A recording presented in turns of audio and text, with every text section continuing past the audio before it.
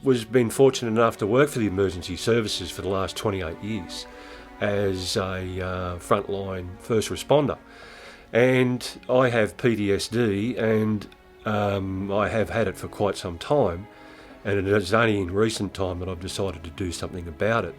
So the anxiety aspect of PTSD with my particular situation, and everyone is different. What harms me psychologically might not harm someone else. So my exposure to the cause of my PTSD is attending incidences where there has been a high level of trauma, and if I could say so, death and destruction. The PTSD, you can go one of two ways, is my understanding of it. You can get drawn into the depths of depression, which I've already gone down through that road. And now, with the understanding of where I'm at, I find it's the anxiety that seems to feed the depression. So if I can control the anxiety, that then controls the depression and allows me to try and function as a normal person in life.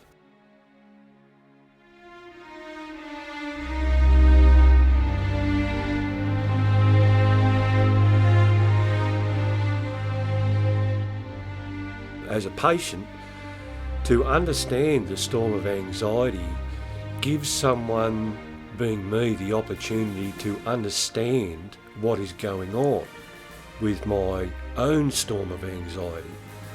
So by placing an object in front of me and using the metaphoric therapy of the ping pong ball replaces me in that storm, in that ocean, that instead of me floundering around in that storm, I become the ping pong ball and I float.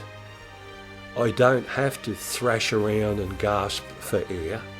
I have a device which enables me to cope when the storm of anxiety overrides me.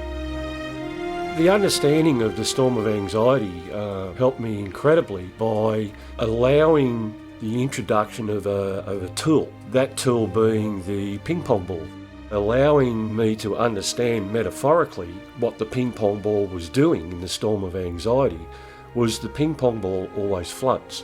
How I use the ping pong ball, we've all heard about those Chinese worry balls or worry beads, but the term worry is probably not correct.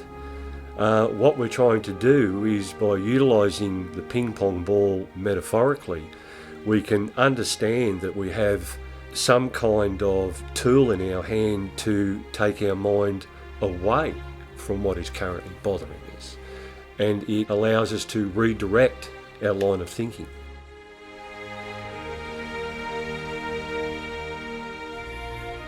I play with it in my hand. I bounce it against the wall. I use it as what it was intended to be used as. It's a toy, and that toy distracts my mind away from what is worrying me. And as I say, it's in my bag all the time.